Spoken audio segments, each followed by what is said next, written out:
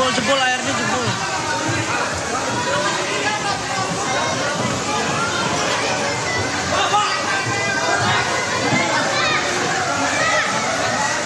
Ngeri banget.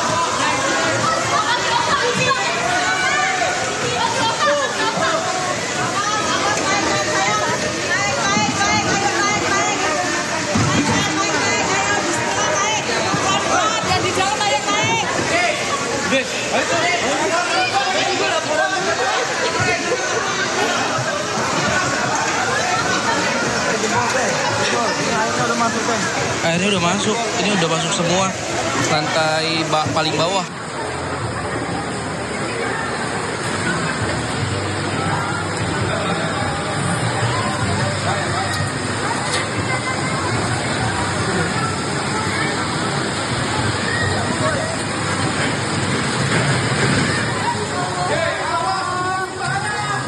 Lokasi jebol, kita terperangkap di 7 meter. Jadi memang sangat tidak memungkinkan bagi warga untuk bisa bertahan di rumahnya masing-masing dikarenakan banjir cukup tinggi sehingga merendam tidak hanya lantai 1 dari rumah warga, namun sekarang juga bahkan merendam di area lantai 2 sehingga hingga kini dari pihak petugas masih terus melakukan evakuasi menggunakan perahu karet. Namun kalau kami melihat menyaksikan bagaimana proses evakuasi memang sepertinya ada sejumlah kendala. Nah, Reza, untuk mengetahui bagaimana apa saja yang menjadi kendala, ini kami sudah bersama dengan salah satu petugas ataupun juga relawan yang sedari pagi tadi sudah ikut membantu dari banyak petugas yang melakukan evakuasi. Mungkin kami langsung tanyakan kepada halo Mas, mungkin bisa perkenalkan dulu ke pemirsa iNews dan juga kepada kami, namanya siapa dan sebagai apa sih Mas di sini, Mas? Saya Rizky sebagai relawan. Oke. Mas Rizky, ini mungkin bisa diceritakan, Mas Rizky kalau boleh tahu ikut membantu sebagai relawan di area Pondok Gede Permai ini dari jam berapa, Mas? Dari jam 5.30 lah. Soalnya itu mulai deras-derasnya arus di sini tadi sampai mobil yang bagian sini tuh sudah terendam semua. Dan memang banyak warga yang membutuhkan bantuan. Namun di saat jam-jam segitu kendalanya di perahu yang hanya bantuan baru dari BNPB aja, baru dua perahu lah. Jadi banyak warga yang kalang kabut, berteriak, marah-marah dan lain-lainnya karena keluarganya masih tertinggal di bawah. Dan debit air pun derasnya benar-benar deras. Bisa mencapai ketinggian 7-8 meter bahkan tadi pagi. Kalau dari Mas Rizky ini sebagai relawan yang mungkin sudah membantu juga bagaimana proses evakuasi. Ini dari Mas Rizky, tadi mendengar dari pihak petugas yang melakukan evakuasi, kendala ini apa saja sih Mas dan bagaimana situasi di dalam? Kalau kendala tuh kemungkinan pertama dari perahu yang terbatas mungkin ya. Dan perahu itu kan ada mesinnya. Mesinnya itu stoknya terbatas, ada yang perahu hanya pakai dayung.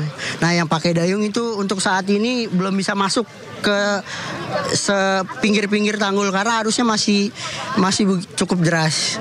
Dan banyak yang pakai mesin itu dia terlilit kabel berangkat berangkat bagus pulang rusak. Jadi mandek lagi di situ. Jadi terhambat di situ. Ya untuk Kalau dari Mas Rizky sendiri, dari warga sendiri, ini sekarang kalau boleh tahu sudah berapa Mas, berapa yang sudah berhasil dievakuasi? Ribuan, ratusan atau berapa sih Mas? sekitar 100 kakak lah insya Allah 100 kakak.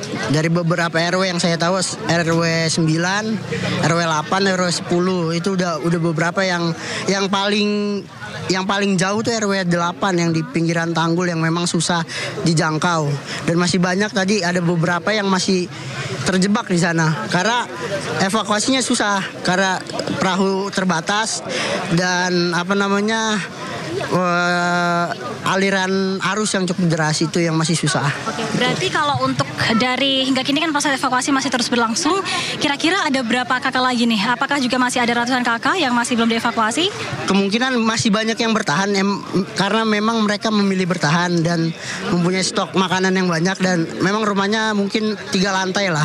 Jadi masih banyak beberapa kakak yang bertahan.